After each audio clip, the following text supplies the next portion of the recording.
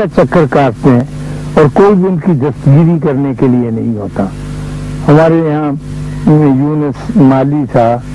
وہ بیچارہ پریشان ہوا اور یہ سمجھتے ہوئے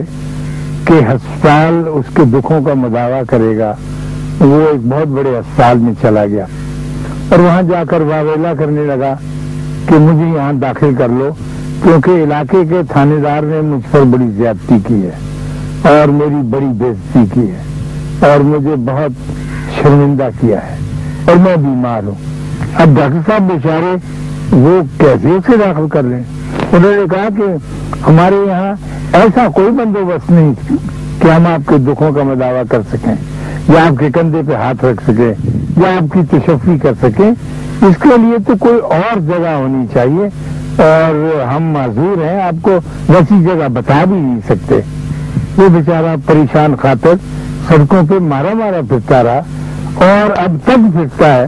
کہ اس کی دستگیری کرنے والا یا اس کی تشفی کرنے والا کوئی بھی آدمی، کوئی بھی ادارہ نہیں ہے. پرانے زمانے میں ہمارے بر صغیر میں بطور خاص اور دوسرے اسلامی ملکوں میں اور سینٹرل ایشیا کے ملکوں میں خانقاہیں ہوتی تھیں، ڈیرے ہوتے تھے اور درگاہیں ہوتی تھیں جہاں کھانا بھی ملتا تھا آدمی کو، رہنے بیٹھنے وقت گزارنے کے لیے جگہ بھی ملتی تھی اور پھر کچھ آدمی بھی ایسے ملتے تھے جو اس کا دکھ بانٹتے تھے. ایسے دکھ لے کر جانے والے لوگ جہاں پر اپنا علاج کروانے کی غرض سے جاتے تھے وہ ان کا علاج تو نہیں کر سکتے تھے، لیکن جتنے بھی آدمی وہاں جمع ہوتے تھے وہ کہتے تھے کہ محمد یونس آیا ہے جی اور یہ پریشان ہے اور اس کے ساتھ زیادتی ہوئی ہے، سارے لوگ ہاتھ اٹھا کر اس کے حق میں دعا کریں اور اللہ سے درخواست کریں کہ اس کا دکھ دور رکھیں. ایسے جتنے بھی آدمی اس ڈیرے پہ ہوتے تھے وہ اس درگاہ پہ بیٹھے ہوتے تھے، کھانا کھانے والے، کھانا نہ کھانے والے،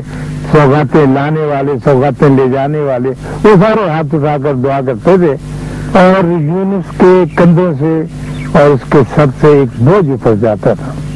لیکن اب ایسی چیزیں مفقود ہو گئی ہیں کیونکہ ہم نئی تعلیم نے اور ترقی کے دور نے یہ بات واضح کی ہے کہ اس قسم کے ڈیرے اور اس قسم کی درگاہیں اور اس قسم کے زاویے اور اس قسم کے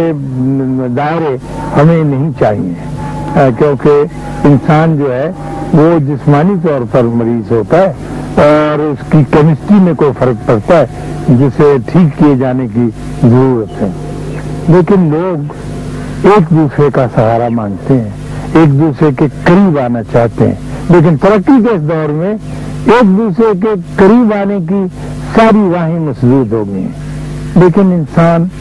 اپنے ساتھ والوں کو،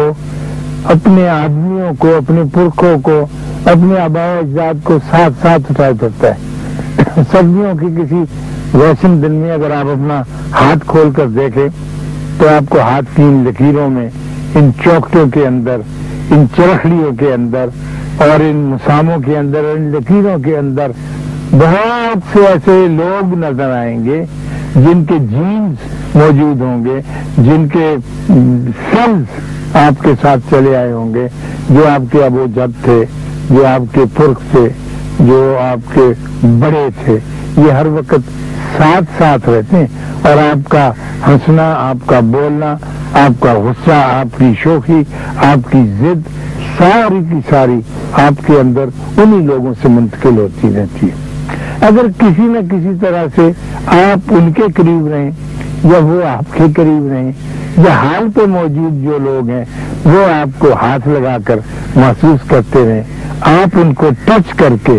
ایک دوسرے کے ہونے کا ثبوت ہم پہنچاتے رہیں تو پھر ایسے ذہنی اور نفسیاتی عارضے لاحق نہیں ہوتے. یہ انسانی مقدر ہے کہ وہ انسان کے قریب آنا چاہتا ہے، انسان سے بات کرنی چاہتا ہے، علاج نہیں کروانا چاہتا مختلف کمروں میں منتقل ہو کر کہ آپ مجھے ملنے کے لیے شفا خانے آ جائیں، میرا کمرہ نمبر 144 ہے یا 213 ہے، 159 ہے. وہ تو کمروں میں بند لوگ ہیں، وقت پر ان کا ڈاکٹر آتا ہے، وقت پر نرس آتی ہے، پھر ان کو مشینوں کے حوالے کر دیا جاتا ہے کہ آپ سی ٹی اسکین کے اندر سے گزریں یا اس کے اندر اتریں، آپ اپنا اسٹیتھوسکوپ سے لے کر بڑی سے بڑی مشین تک اپنے آپ کا علاج کروائیں، لیکن وہ ہو نہیں پاتا کیونکہ انسان بکھرا ہوا ہے۔ مجھے ایک قصبہ یاد ہے، ہمارے بچپن میں قصبوں میں عجیب و غریب قسم کی باتیں ہوا کرتی تھی، عجیب و غریب علاج ہوا کرتے تھے۔ ایک دفعہ یہ منہ کھر کی بیماری ہے نا، اب تو ہندوستان میں بھی عام ہو گئی مویشیوں کو، روف اینڈ ماؤتھ کی بیماری، یہ بہت وبا پڑتی ہے تو بے شمار مویشی مر جاتے ہیں۔ تو ایک قصبے، ہمارے قصبے میں ایک دفعہ منہ کھر کی بیماری پڑ گئی تو بھوپے قسم کے لوگ انہیں کہتے تھے، وہ آئے اور انہوں نے کتنے ہی تھان کھدر کے منگوائے اور شام کو یہ جو گڈھے ہوتے ہیں چھکڑے، ان کے اوپر وہ تھانوں کو پھیلا، ہم چھوٹے بچپن میں دیکھتے تھے کہ یہ کیا کر رہے ہیں، اور وہاں تھانوں کو ان گڈھوں کے اوپر پھیلا کر بڑے بڑے ہاتھیوں کی شکل دی۔ اب ہاتھی بھی ایک مویشی کہہ لیجیے آپ، کیونکہ وہ بڑا مویشی ہے، بڑا کام کرتا ہے، لٹھیں دھکیلتا ہے، سامان اتارتا ہے، ہل بھی چلاتا ہے سری لنکا میں، تو ہاتھی بنا کے اور پھر وہ دریا کنارے کچھ اپنے منتر سے پڑھتے تھے اور دعا کرتے تھے کہ یا اللہ اس قصبے سے یہ بیماری جو جانوروں کو مویشیوں کو لاحق ہوئی ہے یہ چلی جائے۔ تو ایسی چیزیں میں ٹھیک سے نہیں کہہ سکتا کہ وہ علاج ہوتا تھا یا نہیں، لیکن لوگوں کا اجتماع ایک دوسرے کو ایسی طاقت عطا کرتا تھا کہ وہ بیماری کے اوپر بڑے زور کا حملہ کرتے۔ اسی لیے ہمارے بزرگان دین بار بار یہ بات کہتے ہیں کہ مخلوق خدا کا ساتھ دو، مخلوق خدا کی خدمت کرو، اس میں آپ کا بھی فائدہ ہے، کیونکہ مخلوق خدا کی میگنیٹک فورس الٹ کر آپ کے اندر جو کنکس ہیں، جو خرابیاں ہیں، وہ بھی کیور کر دے گی، اس کا بھی علاج کر دے گی۔ وہ ہمارے اسی قصبے کا جہاں میں ذکر کر رہا ہوں، مویشیوں کا علاج کرنے کے لیے آیا کرتے تھے۔ ایک دفعہ بارش نہ ہوئی اور اکثر ایسا ہو جاتا تھا، اب بھی ایسا ہوا ہے، تو وہ ایک صاحب دعا آدمی کو لے آئے اور اس سے درخواست کی کہ آپ ہمارے قصبے میں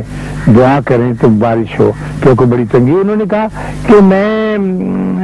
قصبے کے کنارے ایک جھونپڑی میں رہوں گا، کوئی آدمی مجھے مخل نہ ہو، ڈسٹرب نہ کرے، اور پھر اس کے بعد میں دعا کروں گا، 7 دن تک آپ کو انتظار کرنا ہوگا۔ چنانچہ ان کو جھونپڑی دے دی گئی یا بنا دی گئی یا خالی کر دی گئی، تو اس میں جا کے بیٹھ گئے۔ وہ 7ویں دن سے پہلے ہی 5ویں دن اللہ کے فضل سے بارش ہونے لگی اور جل تل ہو گیا۔ لوگ بڑی مٹھائی لے کر، سوغاتیں لے کر، ہار لے کر اس صاحب دعا کی جھونپڑی میں گئے ان کی خدمت میں پیش کرنے۔ تو انہوں نے ہنس کر کہا کہ بھائی میں نے تو کوئی دعا خاص نہیں کی، کچھ بھی نہیں کیا۔ جب آپ مجھے لائے تھے،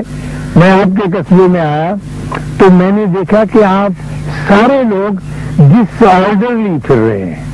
اسکیٹرڈ پھرتے ہیں،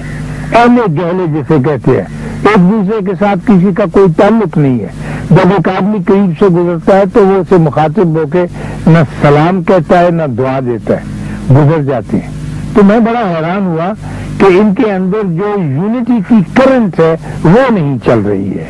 آدمی الگ الگ زندگی بسر کر رہا ہے۔ اور ایسے ہی میں نے آپ کے جانوروں کو دیکھا تو مجھے تشویش ہوئی کہ یہاں تو پھر بارش نہیں ہوگی۔ آپ سے تو چونٹیاں بہت اچھی ہیں، جو جب ایک قطار میں چلتی ہے چونٹیاں اور دوسری ادھر سے آ رہی ہوتی ہے تو ہر چونٹی رک کر دوسری چونٹی سے اس کا حال بھی پوچھ دیا، آپ نے کبھی غور سے دیکھا ہوگا۔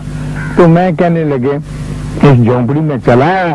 اپنے آپ کو مجتمع کیا، کیونکہ آپ لوگوں کے ساتھ رہنے میں، آپ سے ملنے میں میری ذات بھی اسکیٹرڈ ہو گئی تھی، الگ الگ حصوں بخروں میں تقسیم ہو گئی تھی۔ چنانچہ میں یہاں بیٹھا رہا،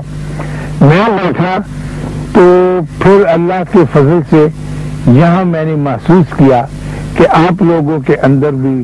تعاون اور یکجہتی اور یکرنگی پیدا ہونے لگی ہے، کیونکہ میری دعا اسی بات کی تھی۔ جب آپ میں یکجہتی اور یکرنگی پیدا ہونے لگی تو آپ کے ارد گرد کے موسم میں بخارات میں بھی وہ یکجہتی پیدا ہونے لگی جو مل کر